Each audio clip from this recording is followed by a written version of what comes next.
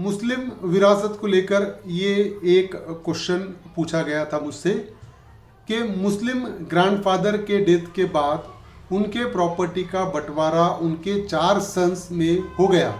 उसके बाद एक के बाद अगर सेकंड सन का डेथ हो जाता है और उसकी वाइफ और एक बेटी है तो क्या उसके चाचा और चचेरे भाइयों का हक उसके बाप के प्रॉपर्टी में होगा।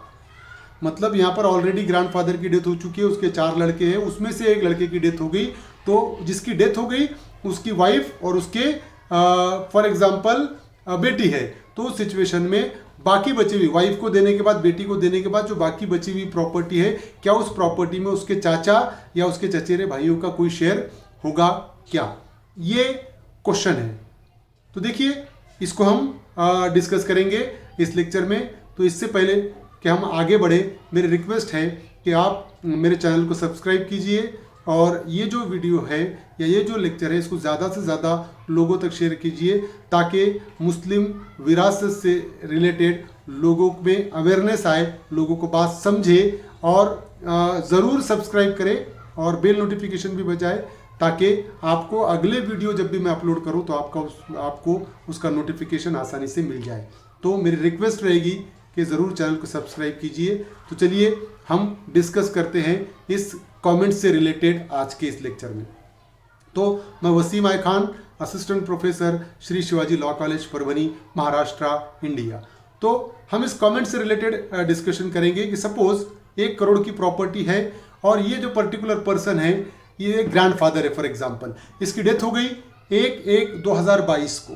हम ये प्रिजम्पशन करते हैं, हम ये मान के चलते हैं कि 1/1/2022 को इस ग्रैंडफादर की डेथ हो चुकी है। मतलब जैसा ही उसकी डेथ हो गई 1/1/2022 को, तो उसने अपने पीछे 4 लड़कों को छोड़ा। तो जो भी उसकी प्रॉपर्टी है 1 करोड़ रुपये, ये क्या होगा, ये चारों लड़कों में इक्वली डिस्ट्रीब्यूट हो जाएगी, है ना। चारों लड़कों में इक्वली डिस्ट्रीब्यूट हो जाएगी, मतलब चारों को 1/4 1/4 1/4 मिलेगा। मतलब चारों को 25 लाख 25 लाख 25 लाख 25 लाख ऐसी प्रॉपर्टी डिवाइड हो चुकी है। 1/1/2022 को उसकी डेथ हुई, 4 लड़के उसके पीछे है, चारों को इक्वली डिस्ट्रीब्यूट हो जाएगी प्रॉपर्टी 1/4 1/4 25 लाख मिल गए। अब देखिए ये जिस पर मैंने अभी क्रॉस किया उसकी डेथ हो गई बाद में, उसको 25 लाख मिल गए। अब उसकी डेथ हो गई 1/1/2023 को।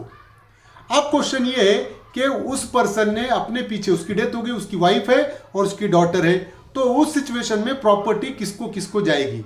अब यहां पर ध्यान रखिए कि ये डॉटर है, अगर मरने वाले को सिर्फ डॉटर है, तो हमने पिछले लेक्चर में जैसा डिस्कस किया था कि अगर मरने वाले को सिर्फ डॉटर है तो अब बात यहां पर हो रही है मरने वाला जो है वो 1/1/2023 को जिसकी डेथ होगी, जिसकी प्रॉपर्टी 25 लाख है। अब उसकी एक ही डॉटर है और अगर मरने वाले की सिर्फ डॉटर है, लड़की है, लड़का नहीं है, बेटी है, बेटा नहीं है, तो उस सिचुएशन में अगर अकेली डॉटर है तो उसको हाफ शेयर मिलता है प्रॉपर्टी में से, और उसकी वाइफ भी अगर, तो वाइफ को 1/8 मिलता है। अगर किसी की डेथ होती है और डेथ होने के बाद अगर उसको कोई भी बच्चे नहीं है, ना लड़का है ना लड़की है, तो वाइफ का शेयर होता है 1/4। अगर बच्चे हैं, मतलब यहां पर लड़की है, तो इसलिए वाइफ का शेयर हो गया 1/8। तो अब हमको देखना पड़ेगा 25 लाख का हाफ हो गया 12.5 लाख रुपये, मतलब 12.5 लाख रुपये डॉटर को मिल गए। ये डॉटर का स्पेसिफिक शेयर है, ठीक है। अगर हम 25 लाख का 1/8 अगर निकालते हैं तो वो होता है 3,12,500। तो 3,12,500 किसको हो गया, ये हो गया वाइफ का शेयर, मतलब 12,50,000 और 3,12,500, ये दोनों का शेयर हमने निकाल दिया। अगर हम इसको करें 12,50,000 प्लस 3,12,500, तो ये टोटल होता है 15,62,500। मतलब 25 लाख में से अगर हम 15,62,500 को अगर माइनस करते हैं तो अभी भी 9,37,500 रुपये बचे हुए हैं। अब क्वेश्चन यही था इस कमेंट में कि ये जो 9,37,500 है, ये क्या मरने वाले के भाई को, मतलब उस जो लड़की है वो लड़की के चाचा को जा सकते हैं क्या। तो डेफिनेटली ये लड़की जो है जिसको 12,50,000 मिले, अब उसके ये 3 चाचा है जो हम देख रहे हैं, ठीक है। तो उस सिचुएशन में क्या होगा, ये 9,37,500 इक्वली डिस्ट्रीब्यूट हो जाएंगे ये तीनों में, उसके चाचा में। तो 9,37,500 को हम अगर 3 में डिवाइड करते हैं तो वो होता है 3,12,500। तो ये 3,12,500 इस तरीके से प्रॉपर्टी डिस्ट्रीब्यूट होगी। ठीक है, 3,12,500, 3,12,500 और 3,12,500, ये तीनों को प्रॉपर्टी में से शेयर मिल गया 3,12,500 का। ठीक है, अब ये तो सिचुएशन एक है।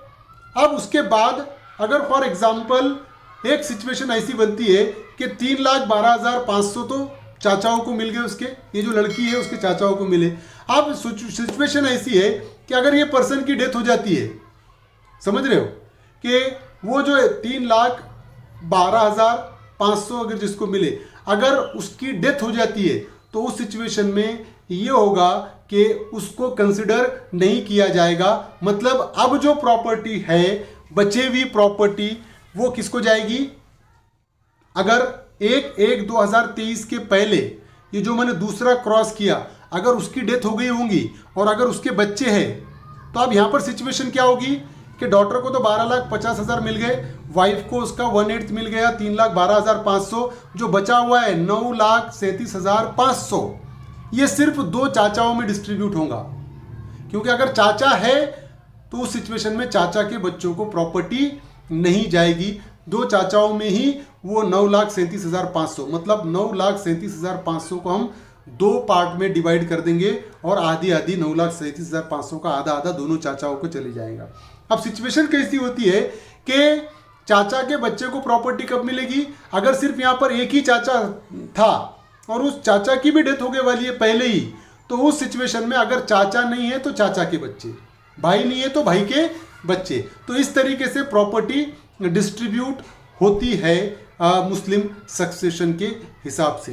तो उम्मीद करता हूं कि ये आपको समझ में आ गया होगा कि अगर बाकी की जो प्रॉपर्टी है वो किसको जाती है, तो चाचा को भी मिल सकती है। मतलब अगर मरने वाला है तो उसके भाई को प्रॉपर्टी जा रही है और वो बेटी का वो चाचा हो गया तो चाचा को भी मिल सकती है। और चाचा अगर नहीं है, एक ही चाचा था, अगर चाचा नहीं है तो चाचा के बच्चों को वो शेयर मिल सकता है, इक्वली डिस्ट्रीब्यूट हो सकता है। तो इस तरीके से मुस्लिम सक्सेशन में प्रॉपर्टी डिवाइड हो सकती है। उम्मीद करता हूं कि आपको समझ में आया होगा। समझ में आया तो मेरे चैनल को सब्सक्राइब कीजिए और इस वीडियो को, इस लेक्चर को ज़्यादा से ज़्यादा लोगों तक शेयर कीजिए ताकि उनको ये समझ में आए कि मुस्लिम सक्सेशन क्या होता है, मुस्लिम विरासत के कानून क्या है। Thank you very much.